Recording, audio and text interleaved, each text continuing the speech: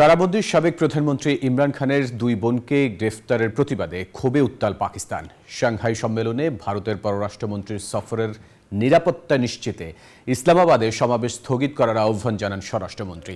এরপর সব বাধা উপেক্ষা করে ইমরান সমর্থকরা রাজধানীতে ঢোকার চেষ্টা করে। এ সময় বিক্ষোভকারীদের সাথে পুলিশের সংঘর্ষ বাধে। ইসলামাবাদ ও রাওয়ালপিন্ডিতে মোবাইল নেটওয়ার্ক সেবা বন্ধ করে দেওয়া হয়। জারি করা হয় ১৪৪ ধারা। রাজধানীতে নামানো হয় সেনাবাহিনী। বিক্ষোভে উত্তাল পাকিস্তান।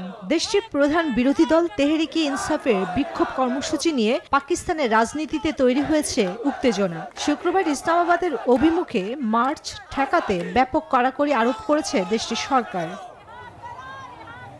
হঠাৎ করে গুরুত্বপূর্ণ বিদেশি ব্যক্তিদের সফরে থাকায় পিটিআইকে ইসলামাবাদের সমাবেশ স্থগিত করার আহ্বান জানান দেশটির স্বরাষ্ট্রমন্ত্রী মহসিন নকভি। সব ধরনের প্রতিবন্ধকতার মধ্যেও তার দল সমাবেশে প্রস্তুতি নেয়। डेरा इस्माइल खान से हम पहुंच चुके हैं। बहुत रुकावटें थी, बहुत रास्ते खराब थे, लेकिन मोहसिन नकवी हार चुका है। हम रुकावटों को क्रॉस करके डी चौक में पहुंच चुके हैं। मोहसिन नकवी और कंटेनर बढ़ाओ, ये इश्क इमरान है, खत्म होने वाला नहीं है। हम पे ये फर्ज आयद है कि हम यहाँ पे निकले, डी चौक में पहुंचे और अपने कायद की रहाई के लिए एनजीओर किस्ती प्रथमबार विकास पेमेंट করলেই 20 টাকা ইনস্ট্যান্ট ক্যাশব্যাক। खड़े हो जाएं और उस वक्त खड़े रहे जब तक वो रहा नहीं हो।